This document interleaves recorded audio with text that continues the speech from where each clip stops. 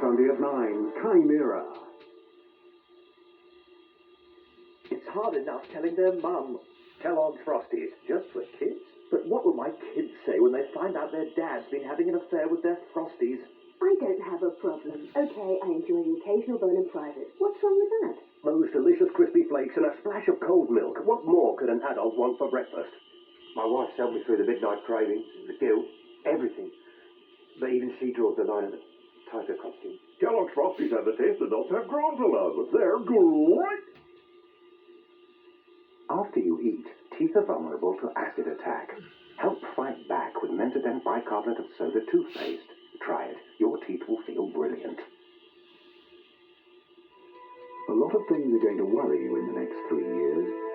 But thanks to Hyundai's 3 years or 30,000 miles free servicing, 3 years unlimited mileage warranty, and 3 years rescue and recovery service, your car won't be one of them.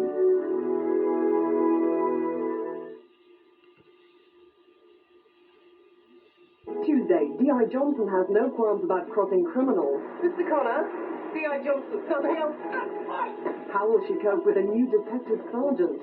Look, I'm pleased to have someone with your experience on my team. It'll be a bit of a come down after the robbery squad, but I intend to make as much use of your talents, your thief-taking talents, as I can.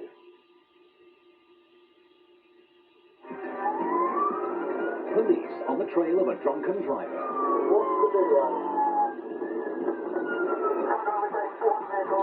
More people are involved in drink driving accidents in the summer than at any other time of the year. The latest car simulator. Beverly Hayes has drunk within the legal limit. I couldn't even drive in a straight line. Are the limits too high? Smashed in the summer, Monday at 8:30 on ITV. In just over 15 minutes, Sue Lawley reports on how to improve our unhealthy lifestyles. But now it's news time with ITN.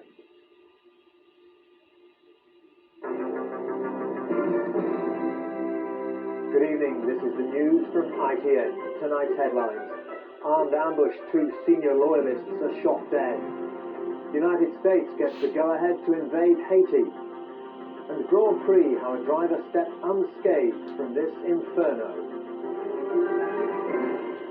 The IRA has tonight shot dead 2 leading members of a loyalist terror group. They were gunned down in the street in South Belfast as they walked with 2 other men outside a bank. It's thought the killings were in retaliation for the massacre of 5 people at a bookmaker's in 1992. Earlier this evening, 4 men were getting into this Ford Sierra when they were ambushed by the IRA. 1 gunman got out of a van, another fired from a nearby street. The men ran, but 2 were caught by the gunfire. A young boy was leaving the local shop.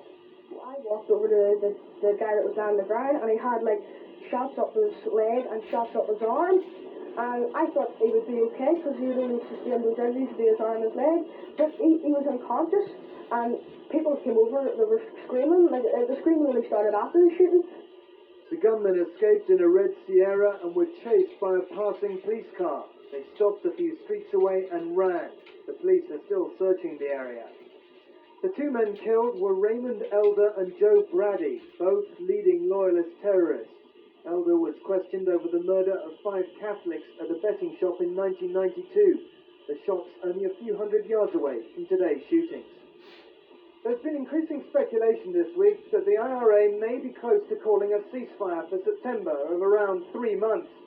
2 weeks ago, the loyalist terror group said that if the IRA called a ceasefire, they would too. But each side remains wary of the other, and these killings will only further poison the atmosphere and make progress difficult. Tom Bradley, ITN, in Belfast. The way has been cleared for the United States to lead an invasion of Haiti in the Caribbean. The United Nations Security Council approved the action by 12 votes to 0. It gives President Clinton a free hand to send in troops to remove Haiti's military regime. Please raise their hands. The UN has given the green light for an invasion of Haiti. 12 votes in favour. There were no votes against. The UN authorizing the use of all necessary means to restore Haiti's president, warning those who overthrew him directly. You 2 have a choice. You can depart voluntarily and sue, or you can depart involuntarily and sue. Haiti's rulers were accused of a catalogue of crimes, including torture, rape, imprisonment without trial, and extrajudicial execution.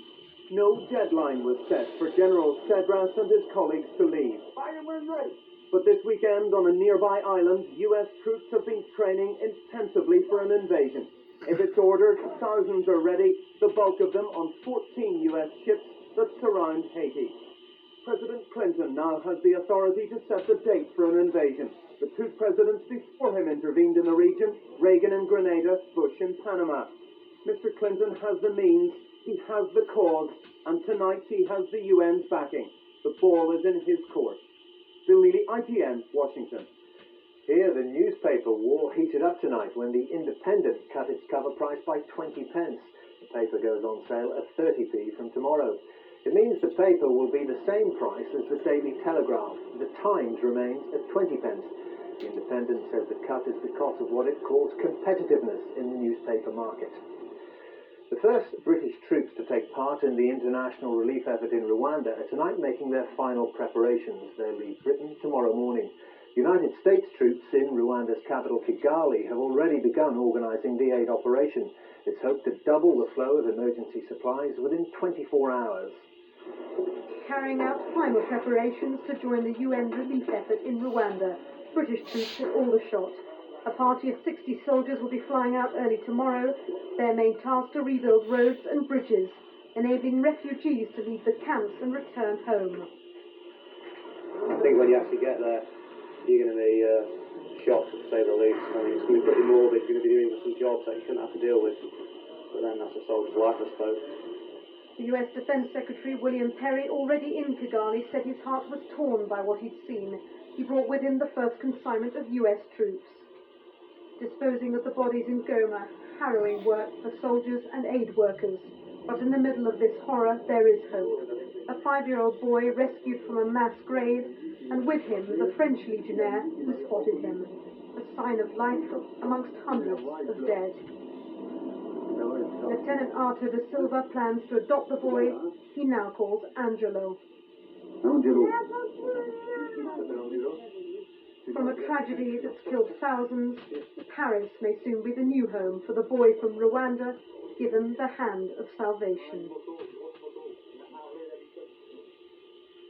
There are fears that confidential notes about the Princess of Wales have been stolen from a Harley Street doctor's clinic.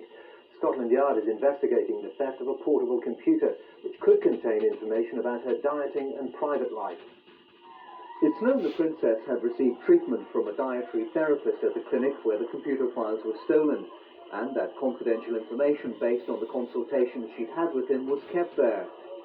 The thief walked in off the street to the basement clinic during lunchtime just over a week ago, but it's not clear if he planned to steal the files or simply saw the opportunity to walk off with the portable computer. The laptop was similar to this one. Information can be safeguarded using a secret code, though it is possible to hack into it. The princess had been attending the clinic at a time of considerable stress in her private life.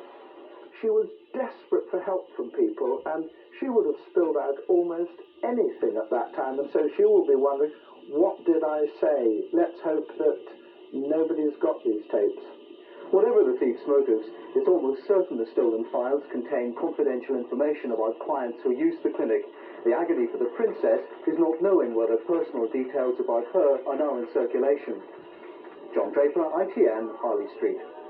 A vicar sacked for his views on God went into the pulpit today to tell his parishioners he isn't an atheist. It was the Reverend Anthony Freeman's final service at Staplefield in West Sussex. 100 worshippers turned out to hear him. Reverend Anthony Freeman, sacked by his bishop, made no comment